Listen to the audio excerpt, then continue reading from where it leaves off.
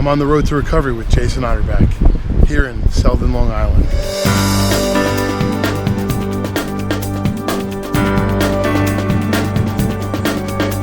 My name is Jay. I'm a heroin addict, recovering addict, alcoholic, the whole gamut. My addiction, it probably started when I was like 5 years old, with attention and with people pleasing and with all these feelings that I had that I could never manage. I could never manage feelings in my life. And where my disease actually grabbed a hold was the first time I drank alcohol, then the first time I smoked pot, the first time I did every single drug. I wanted more. Non-addicts, non-alcoholics don't have the craving like I have when I take the first one. You know, so when I was a kid, I progressed through just like everyone: alcohol, then marijuana, then some sort of pills, then it was tripping, E, and then, you know, and cocaine, and then it ended up at heroin.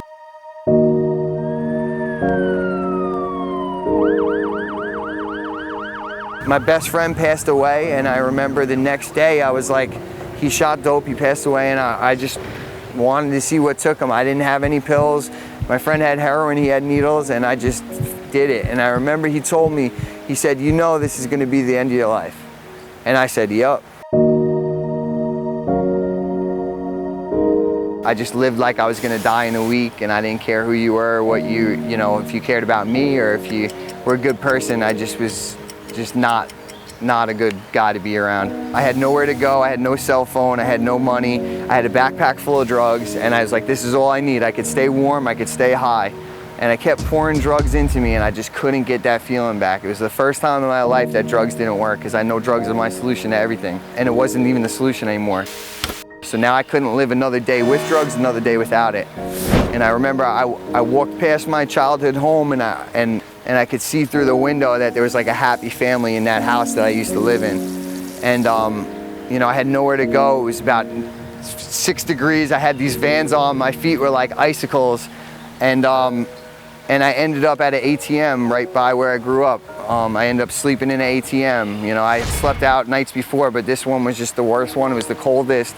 And I ended up getting arrested in the morning. And you know, when I got arrested, I went to jail and I said, I will never touch drugs again. I'll never do this again in my life. And the day I got released, I got a 40 ounce and I went straight back to the city. And then, you know, it's just the cycle again and again. You know, I'd been to 20 rehabs, I'd been to countless psych wards, I'd been everywhere. And I didn't get what it was to be powerless, what my, like, being unmanageable was. I didn't understand. When I got sober, I went to a year-long rehab, and I realized that, you know, powerlessness was, I didn't have a choice whether I got high or not. And then I got sober on January 27th, 2012. I went into a psych ward. I was there for 20 days. And I realized January 27th was actually my girlfriend's that passed away. It was her birthday, January 27th. And I didn't know what day it was when they told me. I couldn't believe it, and it was the first time that I thought maybe possibly there was a power greater than myself in this world, and maybe possibly I could live a sober life. You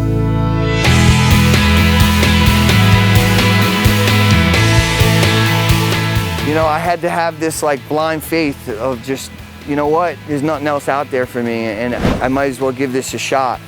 You know, what happened was one day at a time, I was like, oh, I'm still sober, and then things changed, and then life changed, and then I started making amends for the things I did in the past, and then, you know, I started having a different reaction to life, and you know, they call it a psychic change, but I had this profound alteration in the way I viewed things. I don't know how it happened, I don't know what happened. That willingness came from something else, and I chalk it up to God. I don't know what anybody else chalks it up to, but I chalk it up to God. And I had that willingness, and I did what it took to be sober. I do things every day regardless of how I feel, and most of the times I don't want to do things. I don't want to do shit, but I do it. And then I don't get that gratification before I do it, but after I feel so good. I feel whole again. I feel content. I feel that feeling that I used to get from drugs and alcohol, but in recovery, you know? And I promise you that's there for anybody who has not experienced it or can't imagine it, because I was fucking hopeless. I could not imagine living a life, you know, beyond my wildest dreams was just picking up a newspaper and walking back into my house and getting ready for work and going to work. And that was beyond my wildest dreams. I couldn't imagine that.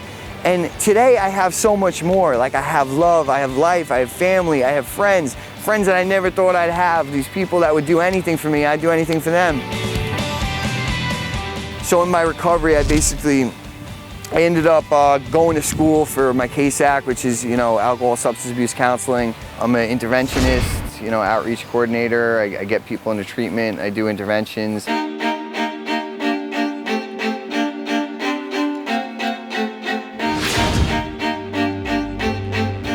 I go to like 10 wakes every couple months, I go to one every 2 weeks maybe, and I have to be selective because that's how many kids are dying out here of heroin addiction. We're experiencing the worst public social health crisis America's ever seen. And it's not getting better, it's getting worse. And it's something that we need to come together on, because collaboration is the only way we're going to solve this problem.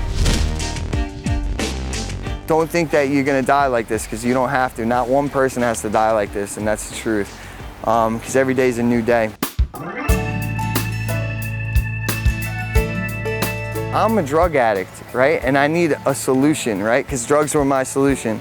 And if you don't think there's a solution for you, reach out, get some help. There's people all over the place, right? If you put your hand out, someone will grab it.